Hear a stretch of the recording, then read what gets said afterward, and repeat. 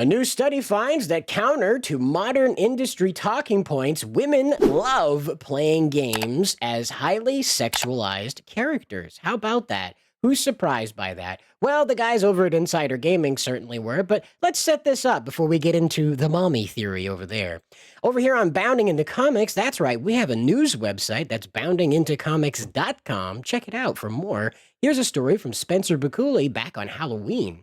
It says, for years, the more terminally online among the mainstream Western video game industry, from players to journalists to even players and developers, rather, got it all mixed up. There's so much boobs on the screen, I'm just getting all confused. Anyway, have loudly proclaimed that not only are sexualized female characters somehow harmful to society, but that actual real-world women also find such designs outright appalling.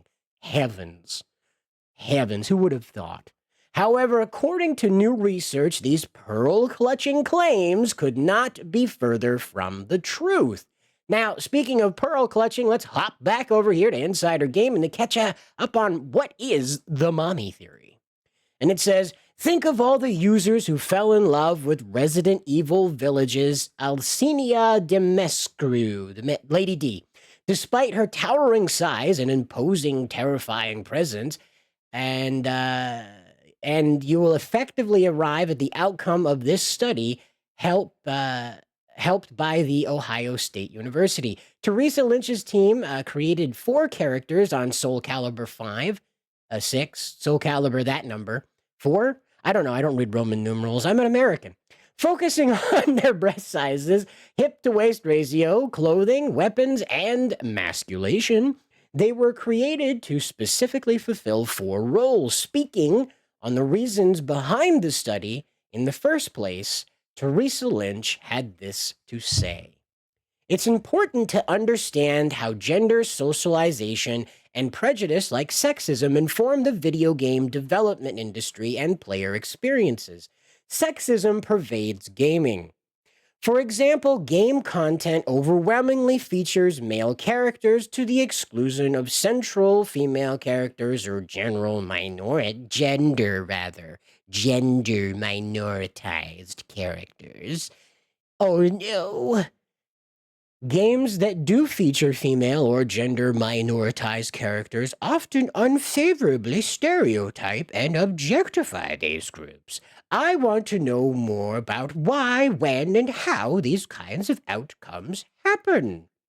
Well, we'll jump back over here to Bounding Into Comics, and she says, I think it's important to understand the prejudice, sexism in video games, right? We understood that one, we got that, and well, let's see what happens, right? So we'll skip down there. Here, there's Sophitia. You remember Sophitia? How could you forget that? So here we go. And in the first round, 239 undergraduate students, all of them between the ages of 18 and 51, and majority being women, were shown brief gameplay clips of each respective CAC engaging in a fight, and afterwards asked to rate them across several dimensions such as perceived sexualization, femininity, strength, and likability, which participants would enjoy playing as this character, as well as note whether or not they would ever be interested in actually playing the game as said CAC. So this is the character they created for the purposes of the game. For their study, rather. As a result, Lynch's team found that while supposed strength cues, when added to a sexualized character, did little to overwrite said character's sexy perception. At the end of the day, on characters with high sexualization were viewed as more traditionally feminine, yet they were also less liked, particularly by female participants. Strength cues, by contrast, did not independently influence likability, suggesting that the perception of likability may be more influenced by sexualization cues than by physical strength. It's almost like it's escapism or something. Weird. But in throwing a wrench into the assumed outcomes, the team also discovered, when given the choice, it was actually female players who more often preferred playing characters with high femininity traits, typically associated with higher sexualization cues, while men more often picked characters that were strong yet less sexualized, meaning male characters. It's funny how male characters can go around without a shirt on. They can go around, just walking around in Speedos or whatever. But, you minute you put bulletproof bikini armor on a female character, the whole world's on fire.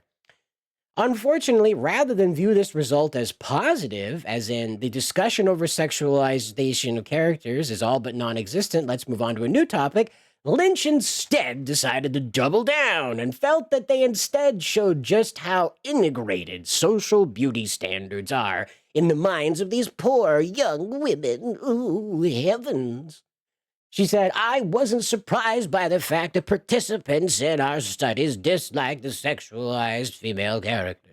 I think especially among younger generations who have grown up with social media and intuitively understand how media perpetuates impossible beauty standards, there's increasing scrutiny on and critique around sexual objectification. That said, I was surprised to see that our first study women still selected the most sexualized characters when asked which character they would choose to play.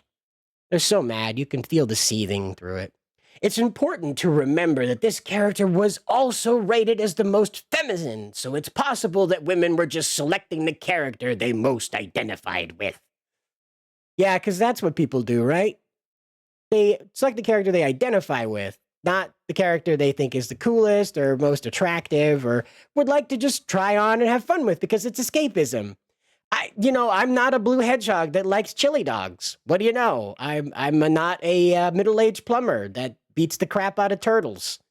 Inexplicably beats the crap out of turtles. I'm not an underground racer. It's crazy. I'm not an underground racer. Wouldn't you know I don't do great at throwing red shells in real life because they're not real. Wow. It's almost like you play a video game to get away from real life. Why then are we stuffing real people into these things? Real body types, real political situations, real things that people would want to escape in escapism. Strange. Okay.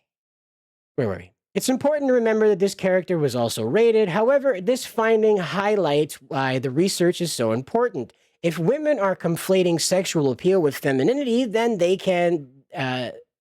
can they disassociate those two concepts? And if entertainment media like video games continue to portray female characters by emphasizing sex appeal, how does that shape expectations of women and women's value in society? And if you're hearing that truck go by, that is a whole truckload of tears from these wackadoos about finding out that, what do you know, people just don't want to be ugly meat buses. How about that? What a strange breaking news headline to have just crash into your reality, right? Into your false reality that, what do you know, people want to look like Cammy more than they want to look like Lizzo. What a surprise. It's almost like human nature favors the aspirational as opposed to the actual. What a surprise. It's like we create stories of great heroes like Superman and Batman who do effectively the impossible. And yet somehow we have to turn to Wonder Woman and say, whoa, we need to make you real. You've got these statuesque men over here that have exactly -% body fat on them. I'm pretty sure they get dehydrated enough in order to have the spandex highlight the rib cage that well. However, Wonder Woman, and these female characters, they need to put on a few pounds in order to feel like they're real. Do you notice a bit of a bias here? I'm starting to notice a bit of a bias. I'll spit it out eventually. But anyway, guys, you let me know what you think about this down in the comments below. I'm sure you've got some opinions about us. Let us know how your female players in real life feel about this. If you're a lady person and likes playing video games, let us know. If you've got a lady person in your life that plays video games, let us know what she thinks about all of this. And as always, guys, good luck out there.